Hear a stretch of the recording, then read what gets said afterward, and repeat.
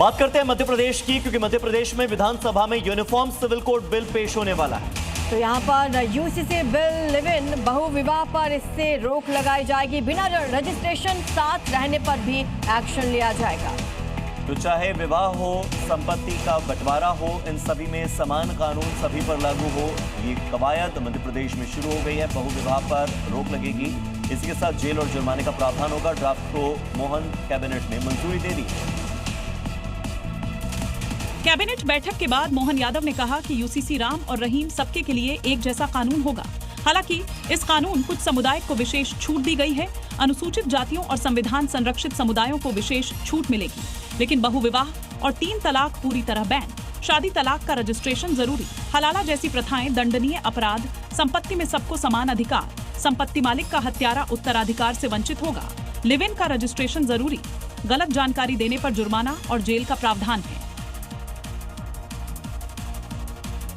और इसी बीच बड़ी खबर है, केंद्रीय गृह मंत्री की बैठक के बाद कोलकाता पुलिस ने गैर कानूनी विदेशी नागरिकों और घुसपैठियों की पहचान के लिए स्पेशल टास्क फोर्स का गठन कर दिया है। टीम में जांच, विदेशी नागरिक और अवैध प्रवासी मामलों से जुड़े वरिष्ठ अधिकारियों को शामिल किया गया है। गृह मंत्री अमित शाह की बैठक के बाद कोलकाता पुलिस का ये बड़ा एक्शन। तो वो विदेशी नागरिक जो गैर कानूनी तरीके से यहाँ पर रह रहे हैं, उनके खिलाफ ये एक्शन लिया जाएगा। एसटीएफ गठित कर दी गई। गृह मंत्रालय के निर्देशों के बाद कोलकाता पुलिस ने अवैध विदेशियों और घुसपैठियों की पहचान, जांच और कार्रवाई के लिए स्पेशल टास्क फोर्स का गठन किया है।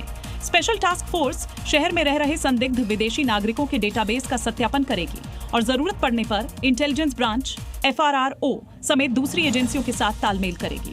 इमिग्रेशन एंड फॉरेनर्स एक्ट 2025 के तहत अवैध रूप से रह रहे विदेशी नागरिकों की पहचान, हिरासत और डिपोर्टेशन की कार्रवाई की जाएगी। सभी पुलिस इकाइयों को सहयोग देने के निर्देश दिए गए हैं। मॉर्निंग जी की अगली बड़ी खबर उत्तर प्रदेश के बहराइच से, जहां बहराइच में 15 लाख की स्मैक के साथ तस्कर को गिरफ्तार कर लिया गया। भारत नेपाल बॉर्डर पर पुलिस और SSB की टीम ने इसकी गिरफ्तारी की है। तलाशी के दौरान शमीम नाम के तस्कर के पास से 53 ग्राम स्मैक बरामद की गई। इसकी कीमत 15 लाख के आसपास बताई जा रही है।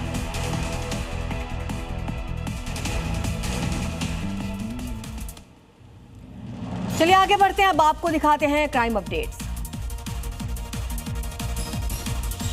भरतपुर में दबंगों ने सरकारी काम कर रहे लोगों पर लाठी डंडों से हमला कर दिया। हमले में कई लोग घायल हो गए हैं। आरोप है कि मारपीट के दौरान नकदी भी छीन ली गई। घटना का वीडियो सोशल मीडिया पर वायरल है। गुजरात के भरूच में गो हत्या बीफ बरामदगी के मामले में पुलिस ने 4 आरोपियों को गिरफ्तार किया। मौके से मांस काटने का सामान, बाइक, मोबाइल फोन जब्त किया। जांच जारी। हरियाणा के गुरुग्राम में नकली BP की दवाई सप्लाई करने वाले गिरोह का भंडाफोड़ हुआ है। ड्रग विभाग और पुलिस की संयुक्त कार्रवाई में 2 आरोपियों को गिरफ्तार कर लिया गया। आरोपी नकली टेलमी सार्जन दवा को बाजार में बेच रहे थे। मुजफ्फरपुर में प्रशासन ने ड्रोन की मदद से शराब कारोबारियों के खिलाफ बड़ी कार्रवाई की। आतर गांव में जमीन के तहखाने से भारी मात्रा में विदेशी शराब बरामद की गई, जबकि कई देसी शराब भट्टियां नष्ट की गई। जौनपुर में फर्जी इनकम टैक्स अधिकारी बनकर पहुंचे बदमाशों की साजिश को नाकाम कर दिया गया। सराफा कारोबारी से जेवर लेकर भाग रहे 3 आरोपियों को गांव वालों ने पकड़ लिया, जबकि 2 फरार हो गए। पुलिस फिलहाल मामले की जांच में जुटी हुई है।